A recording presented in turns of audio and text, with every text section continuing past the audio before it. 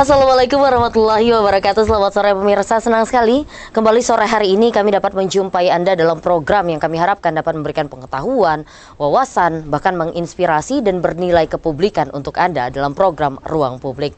Dan tema kita pada hari ini adalah tema yang sangat menarik. Karena apa? Karena hal ini memang tengah gencar dilakukan oleh pemerintah, baik pemerintah pusat yang selalu bersinergi dengan pemerintah daerah, yakni mengenai stunting, di mana kabar gembiranya adalah kerja keras semua pihak untuk percepatan penurunan stunting sudah menampakkan hasil yang menggembirakan, di mana stunting dengan cukup drastis mengalami penurunan terkhusus untuk di Provinsi Jambi. Tema kita pada hari ini adalah percepatan penurunan stunting melalui penyelenggaraan kampung keluarga berkualitas. Telah hadir 3 orang narasumber yang begitu luar biasa, salah satunya jauh-jauh datang dari pusat ke Jambi untuk berdiskusi bersama kita, tentunya di samping tugas-tugas negara lainnya yang beliau laksanakan di Provinsi Jambi. Langsung kita sapa, ini ada Dr. Bonifasius Prasetya, SSIMN, Deputi Bidang Pengendalian Penduduk BKKBN Republik Indonesia. Selamat sore, Dok. Selamat sore, Mbak Cynthia. Sehat, Dok? Sehat, sehat. Sehat ya? Sehat. Gimana Jambi? Berasap ya. Aduh, takut ah. Iya, makanya jadi mohon izin nih, Dok, agak-agak serak-serak gitu suaranya ya kan. Tapi semoga tidak asapnya nanti yang dokter ingat ketika kembali ke Jakarta. Amin. Ya, Dok ya. Oke, tadi dari mana, Dok? Ya, tadi kita mendarat langsung ada acara dengan teman-teman Satgas. Siap. Satgas penurunan stunting. Itu seluruh kabupaten kota yang ada di Jambi dikumpulkan di Hotel Aston tadi, dan saya memberikan pengarahan-pengarahan bagaimana mereka bisa mempercepat dalam penurunan stunting di Jambi, walaupun Jambi sudah di bawah rata-rata nasional. Siap. Tapi kalau bisa kita tetap kerja keras supaya target 14%, bahkan di bawah 40% bisa tercapai. Siap, menarik nih, karena tadi sudah ada pertemuan dengan Satgas percepatan penurunan stunting. Seperti apa hasilnya nanti akan kita bahas, Dok. Kita sama dulu yang kedua, ini ada Dr. Andes Putut Riyatno MKes, Kepala Perwakilan BKKBN Provinsi Jambi. Selamat sore, Pak. Selamat sore, Assalamualaikum para pemirsa TVRV yang berbahagia. Sampai selamat jumpa kembali dengan kita. Sehat, Pak? Iya, sama Mbak Cindy ya. Sehat ya, Pak ya? Alhamdulillah. Jadi tadi ikut giat juga ya bersama Dr. Boni ya? Saya mendampingi beliau, Mbak Deputi, untuk acara di Aston tadi tentang stunting, rakor tentang stunting gitu. Siap. Baiklah, nanti akan kita bahas juga Pak Putut. Kita ke, nah ini yang cantik sendirian di antara narasumber gitu ya. Ada Dr. Irawati Sukandar MKes, Kepala Dinas Pengendalian Penduduk dan KB Kota Jambi. Selamat sore, Bu. Sore, Assalamualaikum warahmatullahi wabarakatuh. Waalaikumsalam. Sehat, Bu? Alhamdulillah sehat, walaupun agak serak sedikit. Iya kan, tuh kan, bukan Cynthia aja ya kan, hampir sejambi raya pokoknya. Iya. Dah, kita tinggalkan asap karena tema kita pada hari ini bukan asap. Iya. Agak bosen, Dok, Cynthia, soalnya asap lagi. Ini kita ngomong yang apa ya, dibilang menggembirakan karena mungkin penurunan stuntingnya lumayan drastis untuk di Jambi, karena beberapa waktu lalu sempat juga berdiskusi dan berdialog tentang stunting ini, Dok. Dokter Pak Deputi Boni, tema kita pada hari ini adalah penyelenggaraan kampung keluarga berkualitas, di mana untuk percepatan penurunan stunting. Ya, sebenarnya sebelum kita masuk, apa sih yang dimaksud dengan kampung keluarga berkualitas? Silakan. Ya, baik. Saya akan coba jelaskan. Kita agak flashback sedikit ya. Jadi sebenarnya sebelum kampung keluarga berkualitas ada juga kampung KB juga. Tapi kampung keluarga berencana. Baik. Nah, kampung keluarga berencana itu levelnya tidak di satu desa atau kelurahan, tapi hanya satu pedukuhan saja. Dan di situ programnya program terkait dengan keluarga berencana. Nah, oleh Bapak Presiden melihat bahwa kampung keluarga berencana sudah berhasil gitu.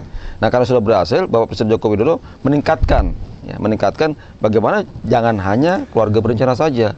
Nah, diamanahkanlah kepada melalui Inpres nomor 3 tahun 2022 kepada BKKBN untuk menjadi kampung keluarga berkualitas. Nah, kampung keluarga berkualitas sesuai dengan Inpres nomor 3 tahun 2022 ini, itu bukan lagi satu duku tapi seluruh desa dan kelurahan. Di mana sasarannya sekarang bukan hanya keluarga berencana, tapi keluarga berkualitas. Yang artinya semua unsur dari keluarga itu harus berkualitas. Ya. Nah, inilah yang menjadi tema baru dari kampung KB, yang tadinya kampung keluarga berencana menjadi kampung keluarga berkualitas begitu.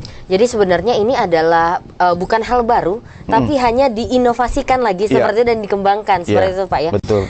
Berbicara tentang tadi keluarga berencana, keluarga berencana itu kalau Cynthia tidak salah, ini yang Cynthia awam, itu yang 2 anak cukup gitu ya, Pak ya.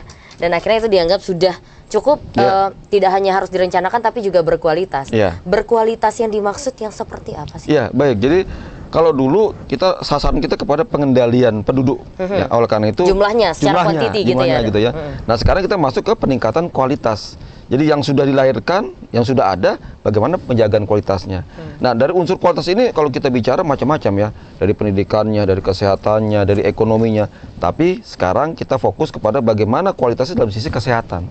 Yang mana fokusnya kepada bagaimana kita bisa menurunkan angka stunting yang memang sangat berbahaya bagi masa depan bangsa Indonesia. Gitu. Oke, jadi sebenarnya kualitas kesehatan. Nanti turunannya lagi ada stunting. Salah satunya gitu, nanti turunannya ada stunting dan sebagainya. Nanti akan kita bahas kembali, Pak. Kita ke Pak Putu terlebih dahulu, Pak. Kalau untuk di Provinsi Jambi, bagaimana pelaksanaan kampung keluarga berkualitas yang merupakan wacana baru, tapi sebenarnya tidak baru-baru banget, karena hasil inovasi dari program sebelumnya. Seperti itu, silakan, Pak.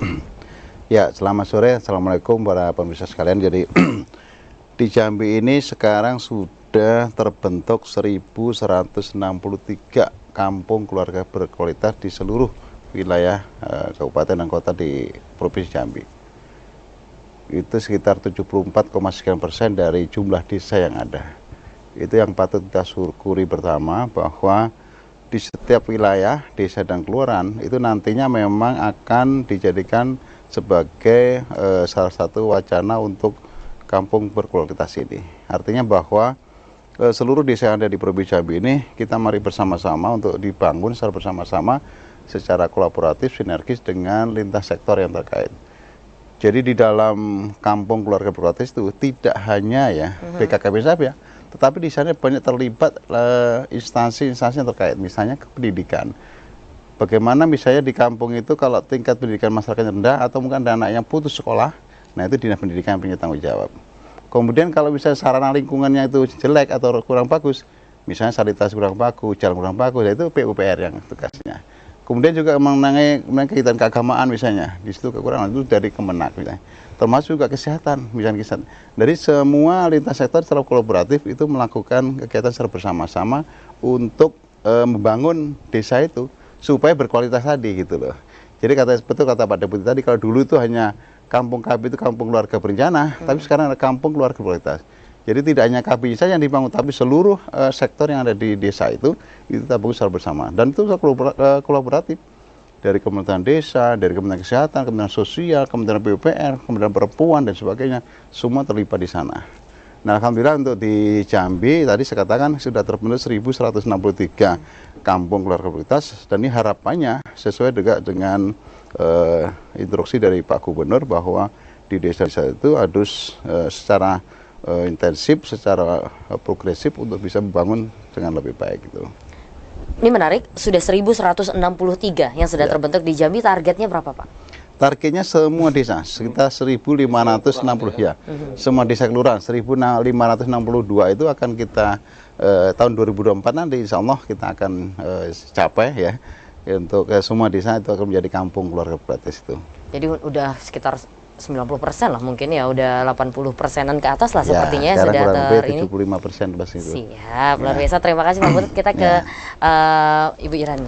Ibu, kalau dari Kota Jambi sendiri seperti apa Bu pelaksanaannya, dan kan Ibu sebagai di Dinas Pengendalian Penduduk dan Keluarga Berencana nih. Nah, kalau keluarga berencana memang sudah dianggap berhasil programnya, lalu muncul program yang keluarga berkualitas, ini seperti apa Bu pelaksanaannya? Silakan.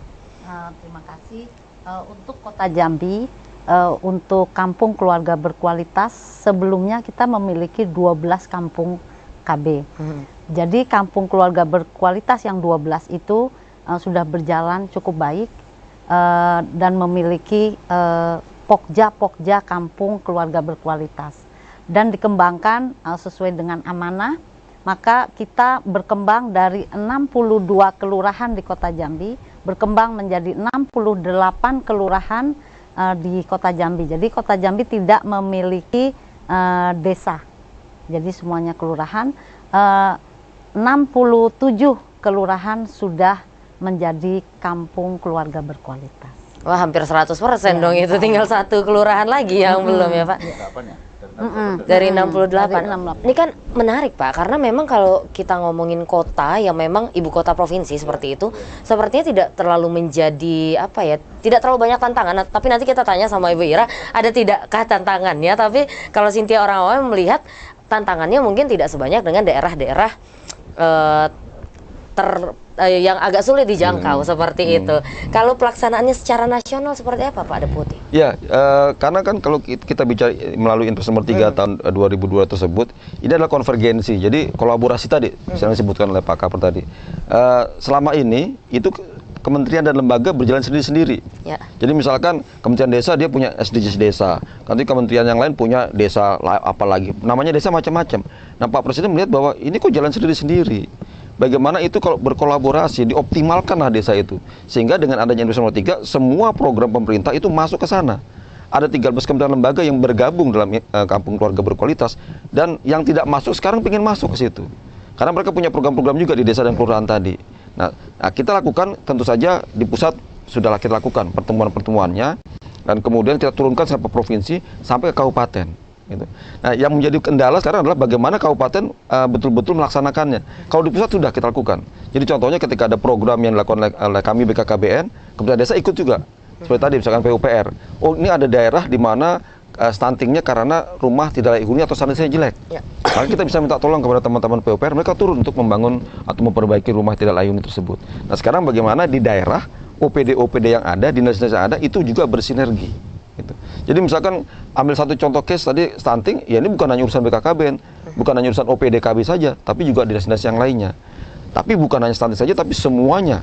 Ya, jadi kalau konsep keluarga berkualitas itu dari sisi tadi saya katakan kesehatan ada, pendidikan ada, ekonomi ada, keagamaan ada, ketentraman, kebudayaan, sampai kebahagiaan pun juga kita ukur juga begitu. Nah, balik lagi ke pertanyaan Sinta yang awal, untuk secara nasional ini kan banyak ya Pak ya, desa-desa di seluruh pelosok negeri seperti itu. Betul. Ini bagaimana menjangkaunya dan katakanlah di Jambi sudah lumayan nih, sudah hampir terwujud. Tapi kan banyak daerah-daerah di luar sana, provinsi-provinsi lain seperti apa keadaan? Jadi tadi kita punya tim pusat yang nasional, itu kita lakukan. Ya, jadi kita lakukan kementerian lembaga sudah oke, kita turun sama-sama ke provinsi, kita undang kabupaten kota. Ya, lalu kabupaten kota juga mengadakan pertemuan juga dengan semua OPD-nya, dan kemudian kita adakan juga lomba juga, ya, lomba kampung keluarga berkualitas ya, secara nasional untuk memotivasi ya, untuk motivasi. Baik. Tahun ini yang menang itu dari Madiun, di kota Madiun. Nah, dengan cara begitu maka mereka terus berjenjang sampai kepada level bawah yang sampai desa dan kelurahan. Bahkan di beberapa daerah keluarlah surat keputusan dari gubernur, surat keputusan dari bupati. Untuk apa? Untuk membuat semua desa dan kelurahan yang ada di bawah kewenangannya menjadi kampung keluarga berkualitas. Sebegitu seriusnya komitmen ini. Serius. Karena kita bicara keluarga berkualitas, ya unit yang paling kecil kan dari desa dan kelurahan. Jadi kita nggak bicara yang ngawang-ngawang, langsung di lapangan langsung gitu. Kalau desa kelurahan itu berkualitas, maka tentunya Indonesia pun juga akan berkualitas begitu. Jadi target dari pusat untuk nasional apakah semua sudah terwujud? Jadi tahun 2024 itu kan seluruhnya. Ya, nah sekarang tentunya masing-masing berbeda-beda. Berapa persen Pak? Kalau secara keseluruhan yang dari sekarang, target kita? Iya. Yang sekarang saya nggak punya data lengkapnya ya, tapi terakhir kita sekarang sudah mungkin 40.000 sekarang. 40.000 dari 85.000. Jadi masih sekitar 50% ya. Tapi kalau kita lihat kendalanya apa? Bukan masalah dari datanya, tapi lebih kepada belum di-input. Jadi mereka sudah punya SK, kami kan hanya mengambil dari website. Jadi ada namanya website Kampung Keluarga Berkualitas. Nah kita ambil dari sana. Nah, itu sekitar 40 ribuan. Dari 85.000 desa dan kelurahan rata-rata nih ya. Jadi angka realnya sebenarnya kita juga belum tahu. Lebih. Jadi kalau saya tanya ke Pak Putut, kita sudah 80%, tapi begitu ngeliat di website baru 70%, ternyata belum di-input. Nah kami melakukan pendampingan kepada semua pengurus ya, Pokja Kampung Keluarga Berkualitas, bagaimana mereka bisa menginput data-data mereka sehingga semakin tinggi angka persentase untuk mencapai 100% gitu. Salah satunya apa yang dilakukan oleh Pak Deputi pada hari ini ya, datang ke Provinsi Jambi untuk langsung menyaksikan hal itu. Baik, selanjutnya tadi kita Pak Putut juga sempat bilang tentang sinergisitas. Pak Deputi juga mengatakan sinergitas. Sebenarnya untuk di Provinsi Jambi Pak Putut, sinergisitas itu sudahkah berjalan secara baik? Tapi nanti dijawabnya kita jeda dulu ya. Pak, kita jeda dulu Ibu. Pemirsa tetap bersama kami akan kembali usai jeda pariwara berikut ini.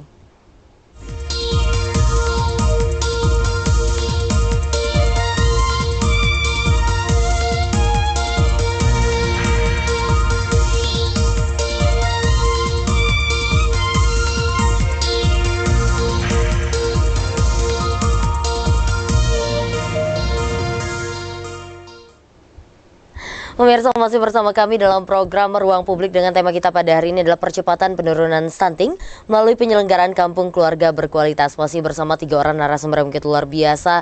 Ada Pak Deputi Bidang Pengendalian Penduduk BKKBN RI, Bapak Dr. Bonifasius Prasetya SSI, Master of Engineering. Lalu ada Pak Dr. Andes Putut Triyatno MKes, Kepala Perwakilan BKKBN Provinsi Jambi. Dr. Gigi Irawati Iskandar MKes, Kepala Dinas Pengendalian Penduduk dan KB Kota Jambi. Baiklah, tadi terputus di Pak Putut nih. Bagaimana Pak tentang sinergitas? Sudahkah dijalin dengan baik di Provinsi Jambi? Silakan. Ya, baik, terima kasih Mbak Sinta. Jadi untuk di Provinsi Jambi kita sudah ada turunan dari Inpres, yaitu berupa Ingub, Instruksi Gubernur Jambi nomor 3. Nomornya sama, nomor 3, cuman tahunnya beda, tahun 2023 bulan Maret. Nah, di dalam Impres tersebut itu adalah menginstruksikan kepada seluruh bupati dan wali kota di Provinsi Jambi, kemudian seluruh dinas-dinas yang ada di Provinsi Jambi dan termasuk juga BKKBN, bagaimana kita ingin mengoptimalkan penyelenggaraan kampung keluarga berkualitas. Dan di dalamnya memang ada tadi namanya sinergitas, kolaborasi dari semua lembaga, badan, dinas ya yang terkait di dalamnya. Itu sudah terjadi, dan ketua ada juga tim optimalisasi kampung keluarga berkualitas yang diketuai oleh Bapak Sekretaris Daerah Provinsi Jambi. Kemarin kita sudah mengadakan pertemuan di Hotel Aston yang dihadiri juga oleh seluruh OPDKB Kabupaten dan Kota, termasuk juga OPD-OPD di tingkat provinsi. Ini tujuannya adalah bagaimana ingin mensinkronkan dan mensinergiskan ya program-program yang selama ini barangkali mungkin Kementerian Lembaga itu sendiri-sendiri. Jadi supaya dikoordinir oleh Pemda melalui Pak Sekda ini, supaya kegiatan-kegiatan yang memang arahnya adalah ke desa itu harus secara kolaboratif, secara bersama-sama. Karena memang pada dasarnya adalah sasaran itu sama, sebenarnya sasaran itu sama. Ya orang tidak mampu, yang pendidikannya rendah, yang kesehatannya juga rendah, termasuk ibu hamil mungkin, ibu itu semua jadi sasaran di sana. Nah, tinggal nanti sesuai dengan porsi masing-masing. Saya katakan tadi bahwa kalau misalnya ada anak putus sekolah misalnya, ini siapa yang tanggung jawab?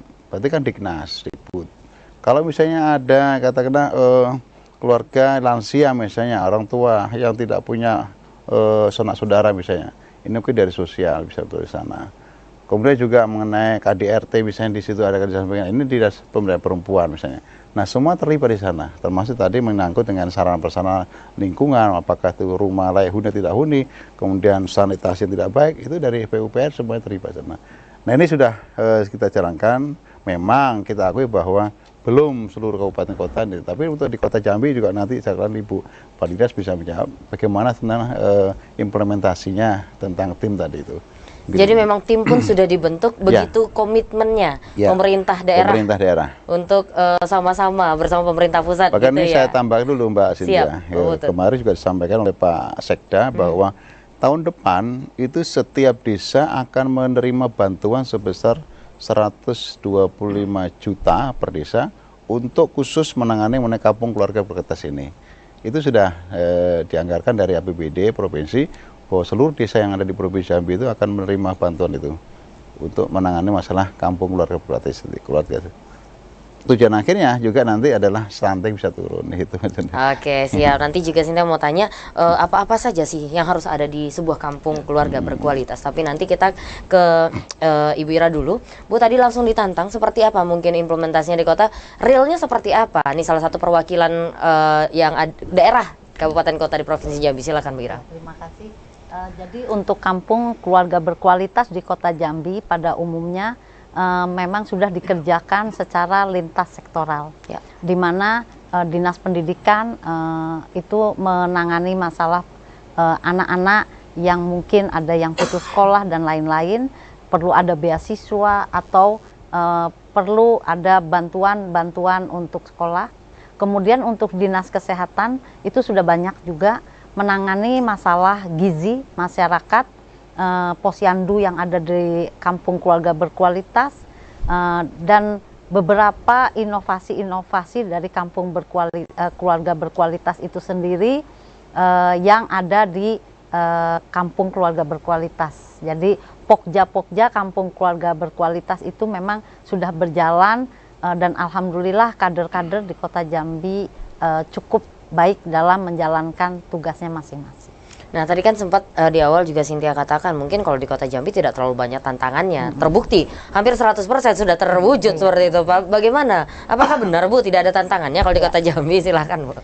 Sebetulnya Kota Jambi itu sepertinya kalau aksesibilitas memang kita sudah bagus.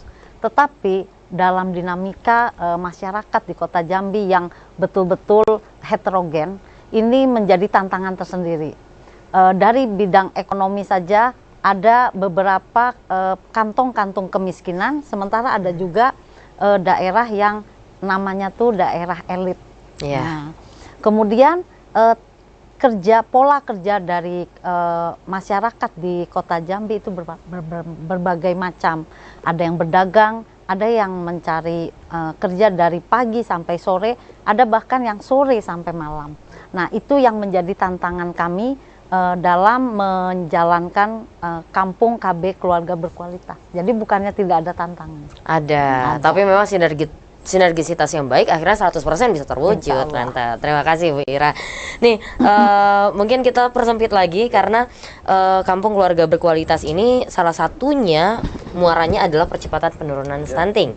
Nah, untuk percepatan penurunan stunting melalui penyelenggaraan kampung keluarga berkualitas seperti apa sudah pelaksanaannya secara nasional, Pak? Baik, sebelum jawab saya jelaskan dulu bahwa berdasarkan Inpres nomor 3 tahun 2022 tersebut, itu ada 77 indikator. 77 indikator untuk membentuk suatu kampung keluarga berkualitas supaya menjadi kampung keluarga berkualitas yang mandiri dan berkelanjutan. 77. Jadi 77 ini nanti diisi oleh masing-masing kementerian lembaga atau OPD-OPD yang terkait gitu. Nah, kemudian saya melihat itu bahwa itu terlalu rumit gitu loh. Oke lah, secara aturan memang harus dipenuhi, tapi kemudian saya melakukan proxy indikatornya. Nah, proxy indikatornya itu kampung keluarga berkualitas bisa tercapai kalau satu ya, jumlah anak stuntingnya itu relatif nggak ada atau kita anggap nol. Kemudian yang kedua adalah kita bicara juga kemiskinan ekstrim. Juga tidak ada kemiskinan di kampung keluarga berkualitas di desa itu. Lalu juga karena kita juga urusannya juga masih ada KB, kepersertaan ya. Jadi kepersertaan KB ya dengan pendekatannya itu modern kontraseptif, prevalence rate-nya itu cukup tinggi di sana.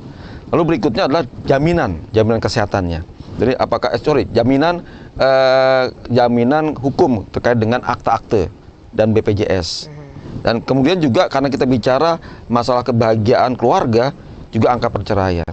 Nah, inilah beberapa proxy indikator. Kalau di desa, lebih spesifik lagi, Kementerian Desa punya namanya Indeks Desa Membangun. Nah, ini juga masuk menjadi bagian di situ. Nah, sekarang kita kembali ke pertanyaan Mbak Cynthia tadi. Terus apa kaitannya dengan stunting? Sudah jelas. Ya, kalau kita bicara keluarga berkualitas, ya salah satu indikatornya tidak ada stunting di sana. Oleh karena itu, kita masukkan program dapur sehat anti stunting di kampung keluarga berkualitas. Ya.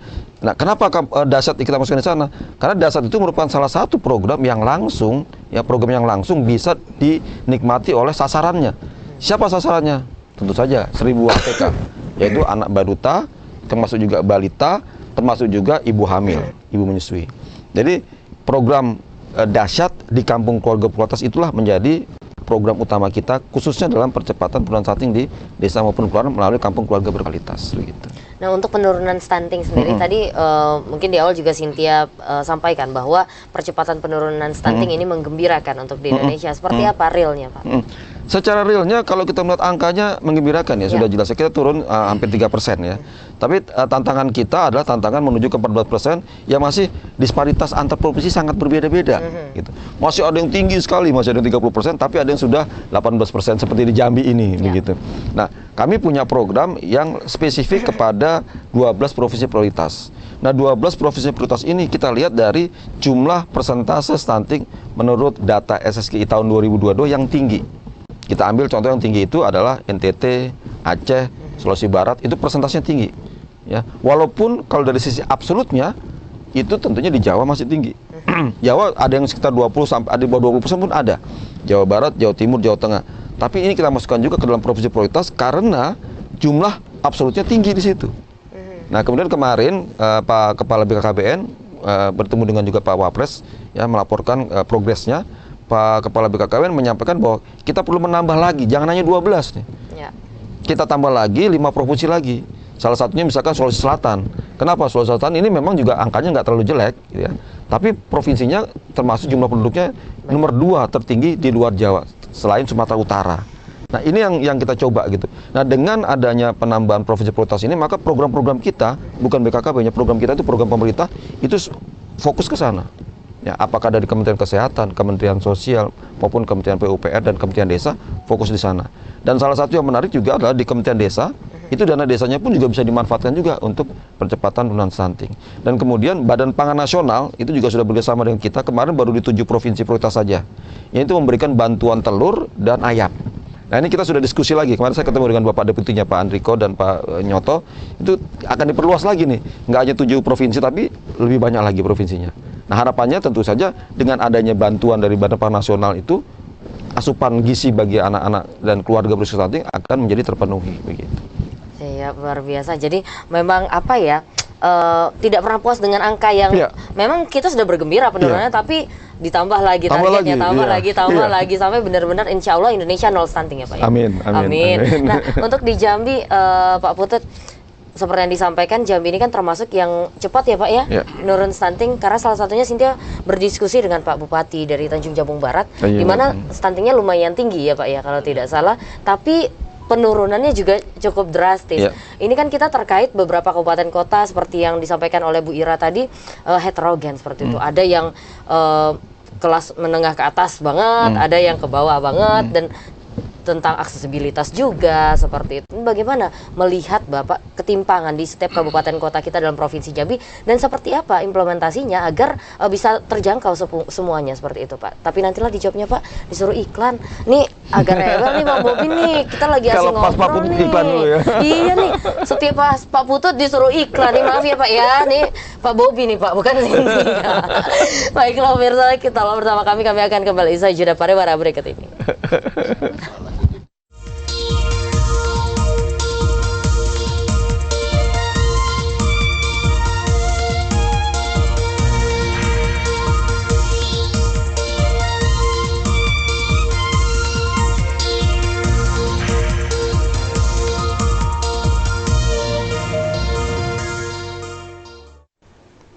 Pemirsa, masih bersama kami dalam program Ruang Publik dengan tema kita pada hari ini adalah percepatan penurunan stunting melalui penyelenggaraan kampung keluarga berkualitas.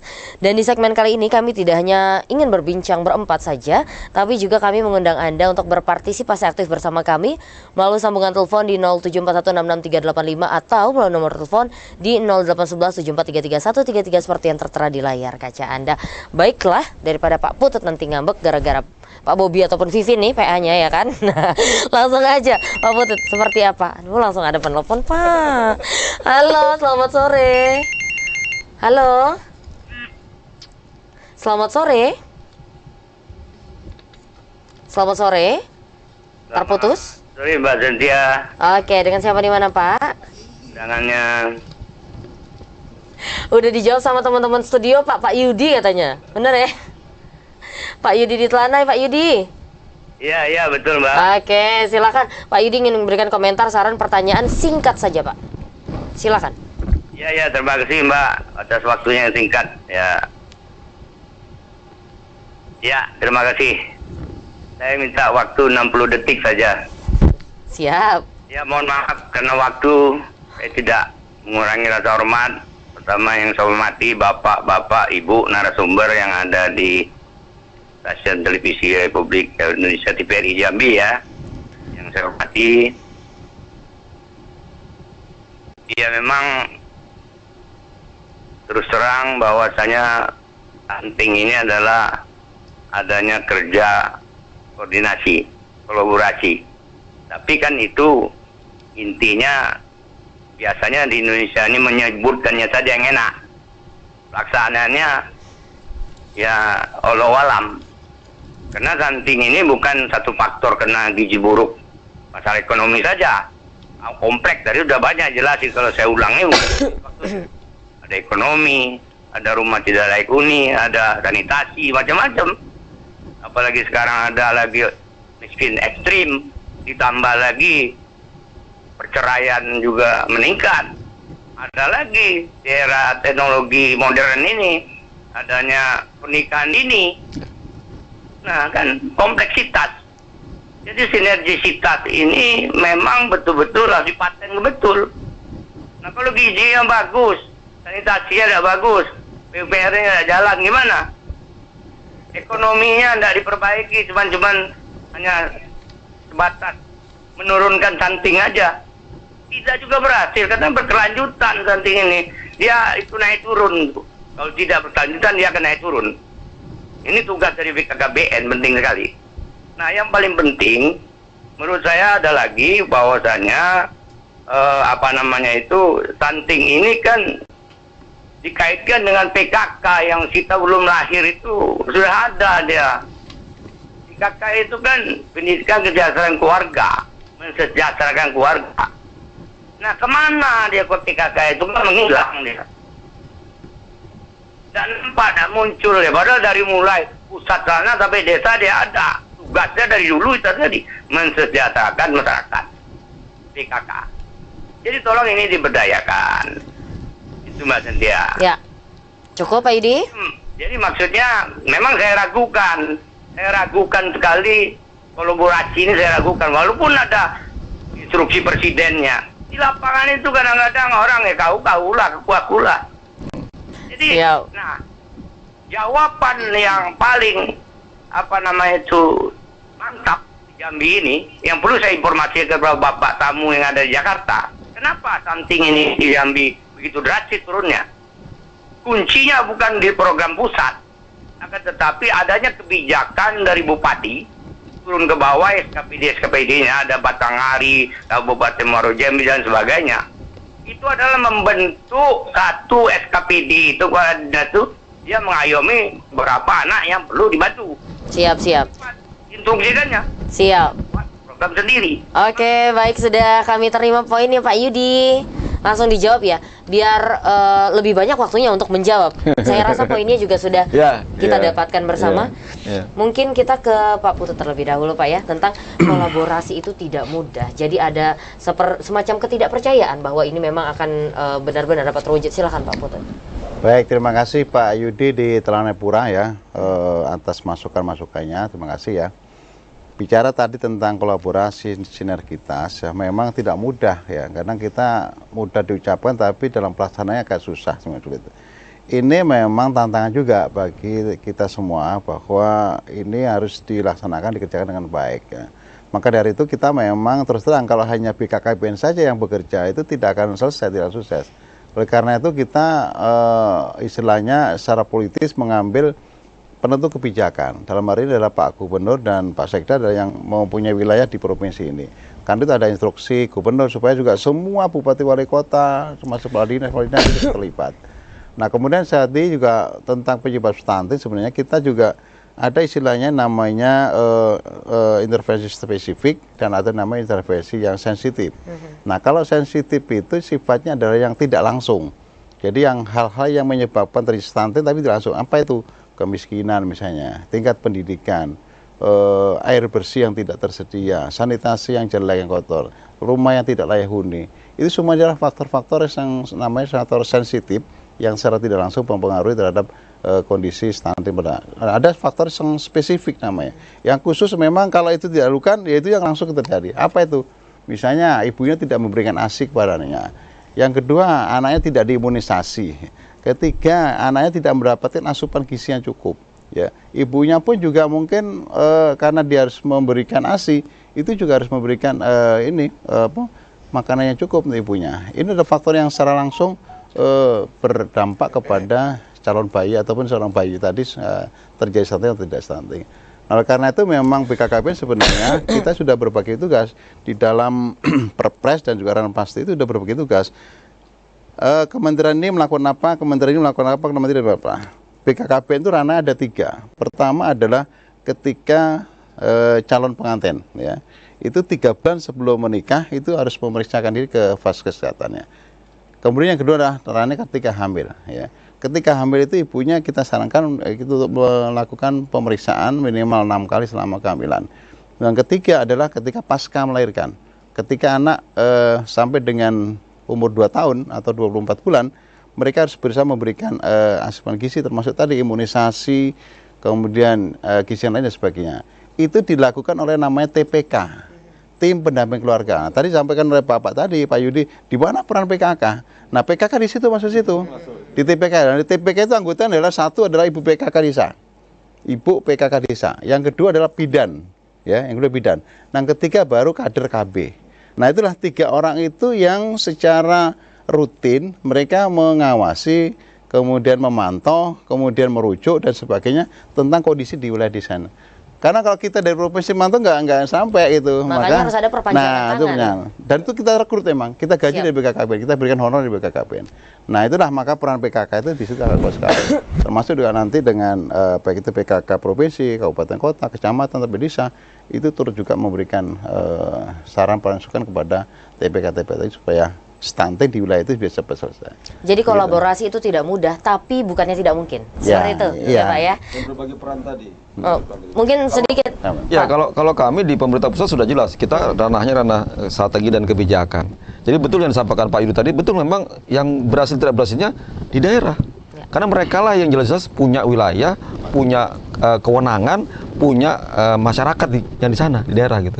Jadi kalau kami hanya menyiapkan kerangka strateginya, kebijakannya, bagaimana berkolaborasinya, berbagi peran masing-masing, lalu bagaimana sekarang teman-teman di daerah untuk melaksanakan strategi yang sudah kita lakukan, dan tentunya juga boleh juga disesuaikan, diinovasi dengan masing-masing daerahnya, sesuai dengan lokalisasi masing-masing daerahnya begitu.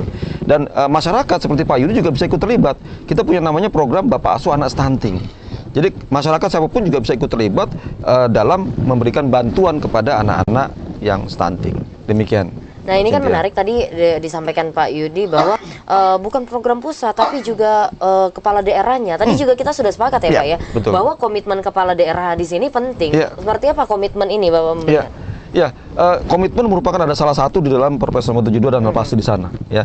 Nah salah satu komitmennya kepala daerah yaitu wakil gubernur untuk provinsi dan wakil bupati atau wakil kota itu menjadi ketua tim percepatan penurunan stunting. Itu adalah bentuk komitmen dari kepala daerah terhadap percepatan penurunan stunting di daerahnya masing-masing. Dan untuk penyelenggaraannya itu dibalikan ke daerah lagi seperti itu. Betul. Terkait anggaran dari pusat menyiapkan atau seperti apa? Anggaran inilah tadi kita sama-sama. Pusat juga ada, kita siapkan juga dari kementerian-kementerian yang ada sesuai dengan perannya masing-masing. Kalau kami masuknya anggaran kita di ranahnya yang intervensi sensitif, tapi kalau misalkan Kementerian Kesehatan, Kementerian Sosial, Kementerian Desa masuk yang spesifik, lalu di daerah melalui APBD-nya dan di desa melalui anggaran dana desanya juga bisa dimanfaatkan juga. Termasuk juga bagaimana kita mengumpulkan gotong royong masyarakat melalui Bapak Asuh Anak Stunting. Kalau di Jambi Pak, gimana nih Pak komitmen dari kepala daerahnya? Ya, boleh dong kasih tahu. Kalau saya lihat dari angka ya, dari angka sudah jelas. Dan saya juga sudah turun ke beberapa kabupaten. Ya, kalau saya sebutkan satu-satu nanti ada yang tersinggung ya. General aja. In general itu komitmen kepala daerahnya luar biasa. Ya, terutama para ketua TPPS, ya wakil bupati, wakil wali kota itu luar biasa. Dan PJ pun juga sangat luar biasa juga. Dan terbukti dari penurunan angka stunting yang cukup tinggi di Jambi. Begitu. Iya, tuh kita apresiasi ya untuk pemerintah daerah di Provinsi Jambi, kepala-kepala daerahnya gitu ya. Oke, kita ke Bu Ira nih Bu. Nanti sebelum disuruh jeda lagi gitu ya, kita ke Bu Ira dulu. Bu, tadi sudah berbicara berbagai hal dan Ibu kan salah satu juga pelaksana di lapangan seperti apa untuk di Kota Jambi. Tadi juga disampaikan bagaimana penyebab stunting yang terjadi. Bagaimana Pak, Bu, yang dilakukan agar bisa dipercepat nih penurunan stunting bahkan nol stunting? Apa yang dilakukan oleh kader-kader di lapangan silahkan. Jadi Kota Jambi itu mengalami penurunan stunting lumayan dari 17,4% turun di tahun 2022 dari hasil SSGI menjadi 14%. Nah, apa yang dilakukan yaitu selain tim percepatan penurunan stunting yang dipimpin oleh Bapak Wakil Wali Kota dan komitmen dari kepala daerah, di mana Bapak Asuh dan Bunda Asuh Anak Stunting itu sudah kita dapatkan dari berbagai sektor. Dan untuk di lapangan tim pendamping keluarga yang sebanyak 726 orang atau bertiga antara bidan, kader sub PPKBD dan PKK itu berkolaborasi. Dan di Kampung Keluarga Berkualitas kita telah membentuk dapur sehat atasi stunting dengan memasak pangan lokal yang disumbangkan dari masyarakat dengan hasil kebun, kemudian ikan dan beberapa bahan-bahan pangan yang bisa dimasak untuk anak stunting atau pencegahan stunting, kemudian ibu hamil maupun remaja calon pengantin. Nah, ini kan menarik ya, tadi disampaikan kita harus bahu-membahu dan ternyata real ya Pak ya. Iya. Jadi di lapangan pun seperti itu, bahu-membahu dan secara sukarela Bu ya. Betul. Membagikan apa yang mereka punya, seperti itu di kebunnya, di dapurnya, Betul. dan untuk dimakan bersama-sama. Benar. Luar biasa. Nanti akan kita bahas kembali Bapak-bapak dan Ibu. Pemirsa tetaplah bersama kami akan kembali saja dari pariwara berikut ini.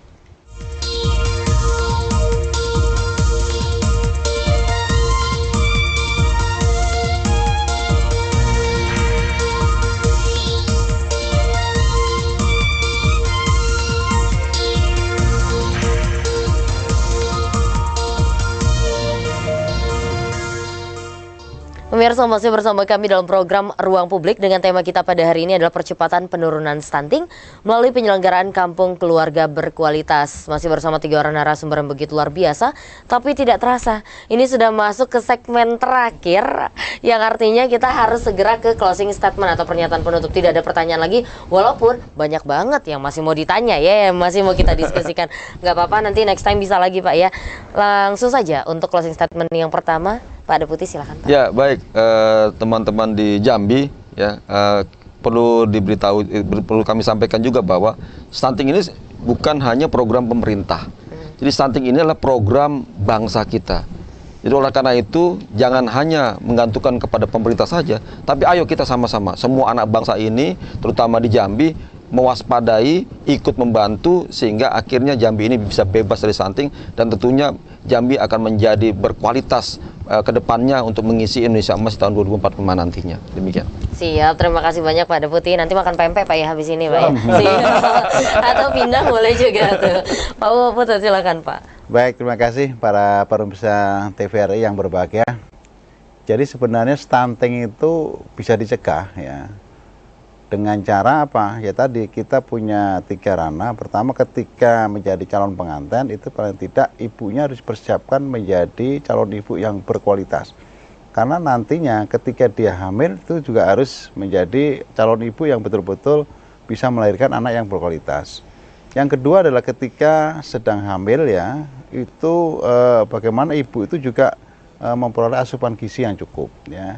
Jadi jangan sampai ibu yang sedang hamil itu dipekerjakan dengan kerja keras sehingga dia kena anemia dan sebagainya. Dan ketika sudah lahir ya, itu di 1000 hari pertama kehidupan itu sangat penting bahwa bayi itu harus diberikan ASI eksklusif ya, kemudian juga diimunisasi lengkap ya. Dan ibunya pun juga jangan cepat hamil lagi. Harus dipersiapkan untuk ber-KB ibunya. Sebab nanti kalau anaknya baru umur 1 tahun, kemudian ibunya sudah hamil, lah ini kasihan anaknya yang pertama itu. Oleh karena itu sebenarnya Bapak Ibu sekalian, para pemirsa, pencegahan stunting itu dimulai dari itu, 1000 hari pertama kehidupan. Karena itulah saat-saat yang disebut dengan golden age itu, dari usia keemasan itu. Karena sudah lewat dari situ, itu akan susah nanti. Oleh karena itu kami menghimbau kepada seluruh masyarakat, maka sejak dalam kandungan sampai dengan anak umur 2 tahun, saat-saat itulah sebenarnya yang kita lakukan untuk bisa mencegah stunting kepada anak-anak kita, Pak kita. Gitu. Bahkan pencegahan stunting dimulai sebelum menikah ya Pak ya? Sebelum menikah. Sebelum menikah itu sudah harus difikirkan. Baik, terima kasih Pak Putut. Lanjut Bu Ira, silakan. Ya, kalau di Kota Jambi kami berharap seluruh masyarakat Kota Jambi peduli terhadap stunting. Dimana tadi bahwa pencegahan stunting memang dimulai dari anak remaja. Dan anak remaja di sekolah itu sudah mulai harus mengkonsumsi tablet tambah darah yang disediakan oleh Dinas Kesehatan Kota Jambi. Dan itu harus diminum di depan petugas di sekolahan. Dan itu sudah dilakukan. Dan bagi masyarakat secara umum, tolong mungkin jika bertemu dengan anak yang diduga mengalami stunting, langsung dilaporkan. Dan kepada kami, kita akan melakukan intervensi baik itu sensitif maupun spesifik. Dan kepada kader-kader, kami mengucapkan terima kasih atas dedikasi yang selama ini telah berupaya untuk mengentaskan penurunan stunting secara baik di Kota Jambi. Baik, luar biasa. Terima kasih Bu Ira, terima kasih sekali lagi Bapak-bapak dan Ibu atas waktunya sore hari ini, berkenan untuk berdiskusi walaupun Cynthia tahu jadwal Pak Deputi, Pak Putu dan juga Bu Ira itu banyak sekali yang harus didatangi dan dilakukan, tapi berkenan untuk hadir. Terima kasih, semoga kita bisa bertemu lain waktu ya Bapak dan Ibu. Dan pemirsa, demikianlah program Ruang Publik pada hari ini. Semoga bersama-sama kita mendapatkan wawasan dan pengetahuan baru. Seperti yang disampaikan oleh para narasumber, bahwa percepatan penurunan stunting bukan hanya tugas pemerintah saja, bukan hanya tugas BKKBN saja. Memang kolaborasi itu tidak mudah, tapi bukan berarti tidak mungkin.